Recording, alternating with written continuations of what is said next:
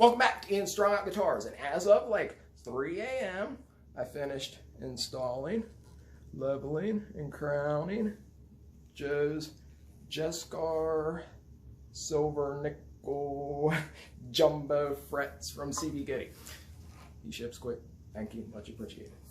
Anyway, yeah, spend time pressing the frets. It feels much better. You should be able to grab something silky or satiny, the Kleenex test. Run it up and down the fretboard, nothing's gonna cut you, because, come on, let's face it, dude, like, a sharp fretboard sucks. We all know it sucks. That's the only difference between some, like, there's a St. Vincent mid-grade and higher grade one. Only difference is they rolled the edge of the fretboard and spent more time on the frets. Because it does matter, man, it really does. The shinier you got them, the quicker they play. And, you know, your bends and everything feel better, so. Sorry, it's ridiculously hot because our heater quit working and our air conditioner is not turning on now. Great month. Anyway, made a video. Hope you enjoy it, and later. Alright, on to the rust-stained, I think that's what the hell that is. I don't know. I've been using this towel for a while. It's clean, but it's stained. Anyway, I got some jumbo fret wire from CB Goody. I like those guys. Yeah, they always send things quick. I thought I had jumbo fret wire, but I guess I'd ordered medium. I don't know. Anyway, I got the jumbo, and I was using one of the old hand drills. So, I got rust on. Anyway, we're going to mark these off, and I punched some holes in this to stick them in. We're going to use the grinder there to just round the edges just a little bit before we stick them in. So, we're going to measure to the edge and I guess use it. I don't know where my one snips are, so I'll just use these.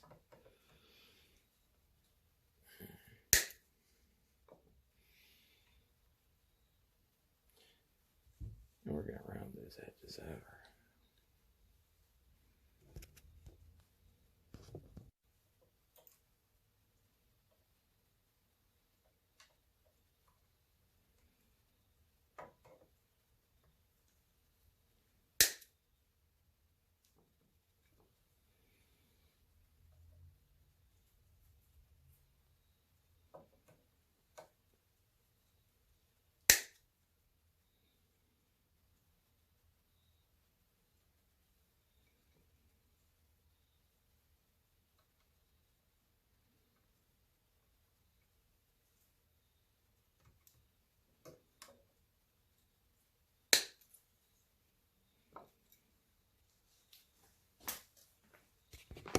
Okay, everything's cut. I got 2 left. If I didn't keep buying like different wire, I think these no, those are Jescar.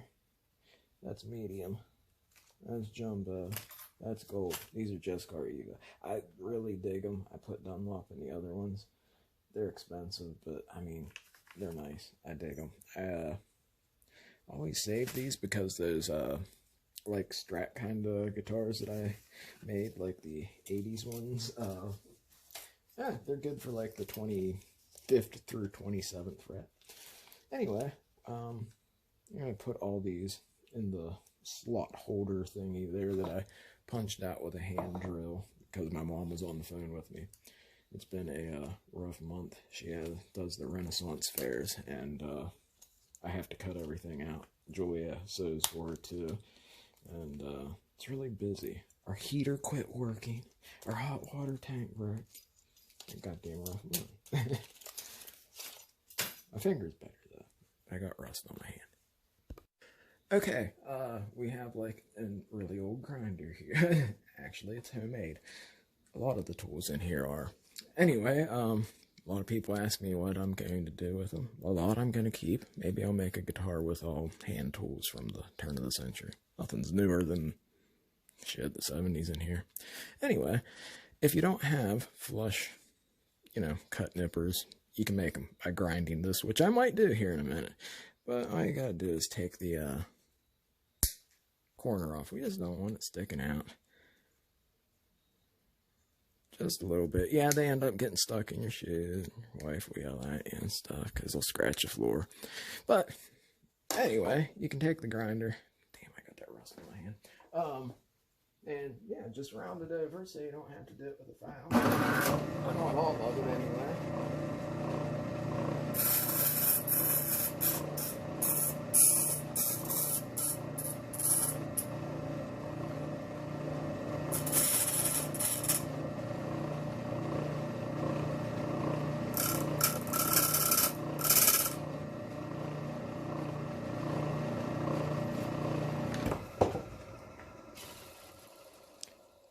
There you go. It's nice and soft, no sharp ends.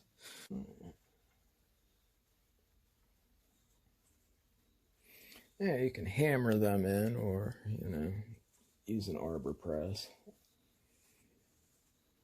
But they're nice and soft on the edges there. Now what you would want to do, depending on if you're replacing the frets or putting them in, is they have tang nippers, which they're cool and stuff. Like I just don't have a pair, so you can file this, especially if you're like replacing the frets on like say a Les Paul that has like the binding that goes over. Some of the Jacksons did that too, like the Randy Rhoads, the 92 one. You just want a little bit of a channel there, just so it's not sticking all the way off the edge. And if you can round everything over and get it really smooth, you have so much less dressing work to do, and that's nice, Okay, see, you just need the ends to go in just a little bit so they're not protruding out the side. If you have binding or, if you're trying to do this, and again, you can, as long as it's not sticking outside, just fill it in with a little bit of super glue and wood filler, or not wood filler, super glue and wood dust from, your fretboard. I'm going to do this one. After you start to do them for a little bit, it becomes a lot easier. You just knock the edge off that you put in it with nipping it, and then put a little angle.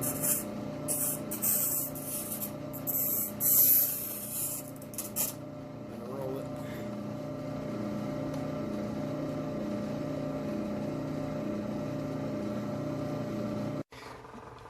Extra fine, extreme power, thin super glue. You just want to take a bead of it and run it. I don't know how well you can see that.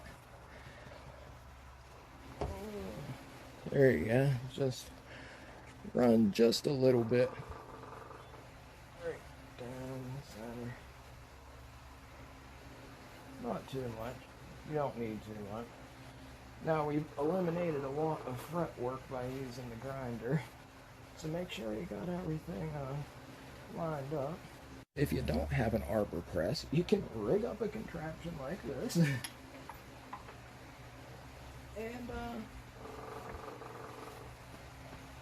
there you go. It works pretty well. It's in there. Right, back on the dirty towel. That worked pretty well, and if you're able to measure correctly, you shouldn't have very many. Yeah, you always have a few rough ends there, but for the most part, it worked really well. Now you get better at it too. I made this block. I put a file in it, and this has like a 45-degree angle. You could run this across the fret. As you can hear, none of them are sticking out. Now that's to give you the edge. It should touch some of them there. But yeah, if you've done everything right with the grinder, it works fairly well. You shouldn't have too many rough edges. You should be able to run a Kleenex down it and it not dig into you. I mean, a lot of people want a new guitar. They want their fretboard, rolled over the edges. So, you want it to be soft, and it pretty much is. It's only needs a few spots. So that saves a tremendous amount of time. So now, gonna mask everything off. Yeah, that has a soft edge, so I'm not digging into the fretboard in case you were wondering. I'm gonna put what masking tape I have left there over the fretboard, and we're gonna level it like usual. Now, truss rod doesn't have any tension on it, but because it's a new guitar that's just being made. But yeah, you know, again, get a straight edge and make sure that you have no tension on it. If you're just making it, there shouldn't be any tension, and if there is, you've got a problem. You can get any kind of leveling beam if you have a piece of wood that's straight, or whatever you want. I like to use these sharpening stones. It's 400 on one side and 1200 grit on the other. And you just level them.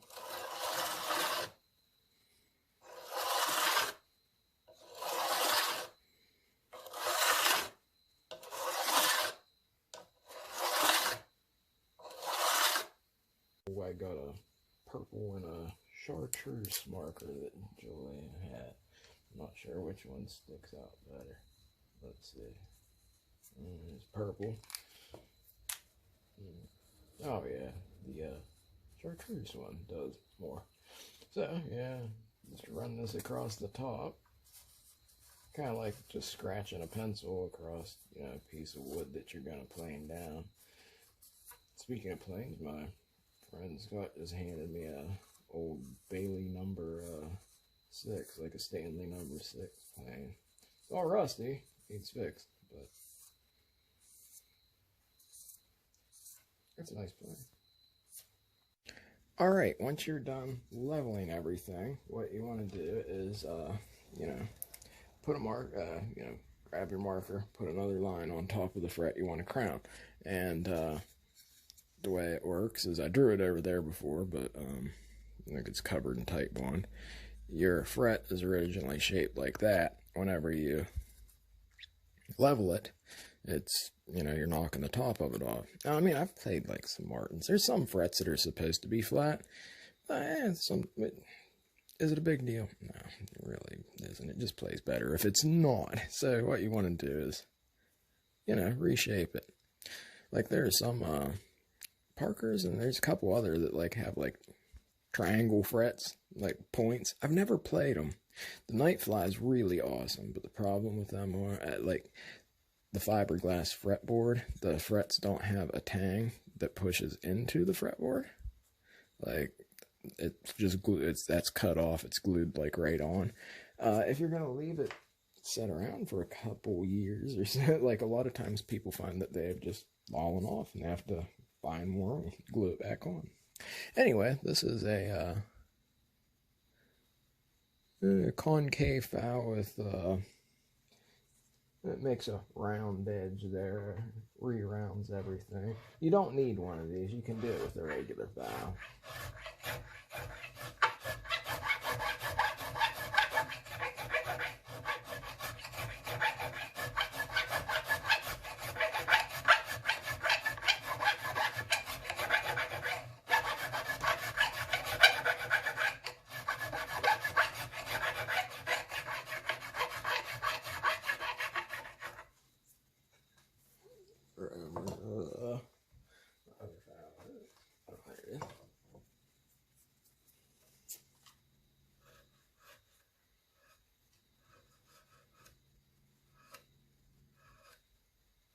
And you just want to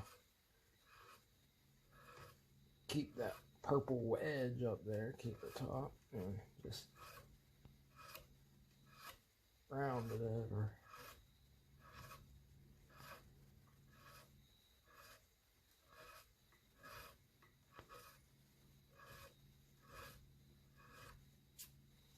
And you can use your this old texture paintbrush I found in here. Yeah, I think you can see that. Okay, now that everything is crowned and everything, some guy in one of the groups asked about how to get in tight spaces with something, and I recommended he buy one of these, and he was like, what are they called? I was like, I don't know, man. Like, we're making cabinets and stuff. I always just called it a sanding stick. I don't know. But I cut a divot out of this one that's just the size of a fret, if you can see that. And anyway, you just put the like little belt, I guess, over it, and it doesn't take too much off the top, so you don't have to worry about it. And it curves around it, and it's just enough to knock all the foam marks off.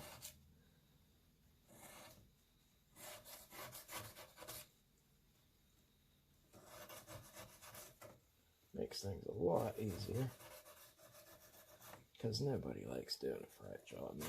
They're a drag. Out of everything you do, like, frets are just like, one of those tedious things.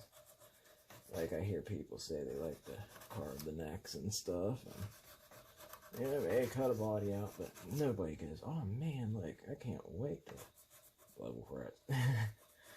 It's just time consuming. I think, yeah, it's almost midnight. I've been doing this since this afternoon.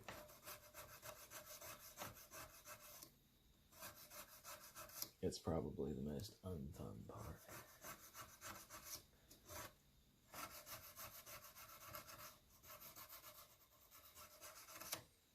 I got some 320, then 600, and I'll go up to, you know, yeah, 1,000 or something, and polish them.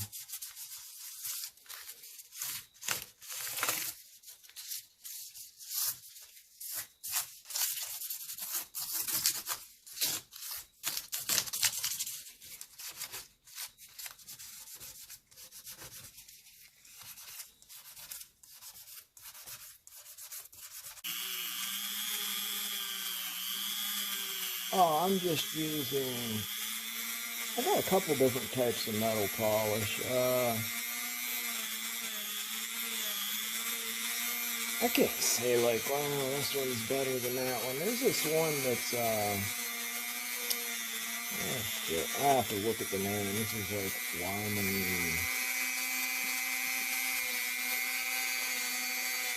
And you gotta be careful whenever you're buffing these like this with like a Dremel, because I've seen people like melt their inlays, kind of, I guess, buff their fretboard. I don't know what the hell they were doing, but a buffing pad gets hot.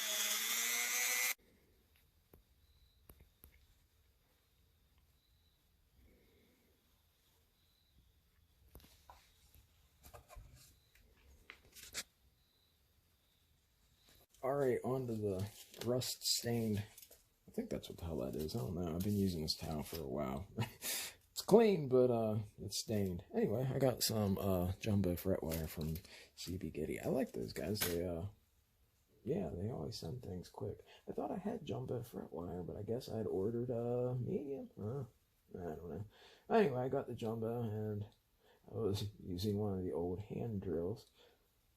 So, I got rust on. Anyway, we're going to mark these off, and I punched some holes in this to stick them in. We're going to use the grinder there to just round the edges just a little bit before we stick them in. So, we're going to measure to the edge and, oh, I guess use a, I don't know where my one snips are, so I'll just use these.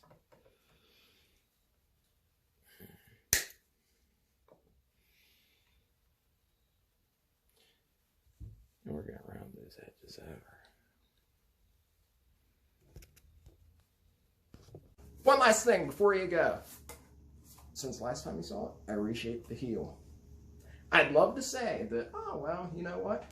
It's a hybrid between this and this and this. But no, I have come up with it. I have come up with the ultimate heel. It's badass. I've never seen anything like it. I made it to where you have ultimate access, and it throws your hand forward after the 15th fret without causing any problems anywhere else. And it feels amazing. I've never seen anything else like it, ever. It's all mine. And I think Joe's gonna dig it. Thanks again, guys. Farewell.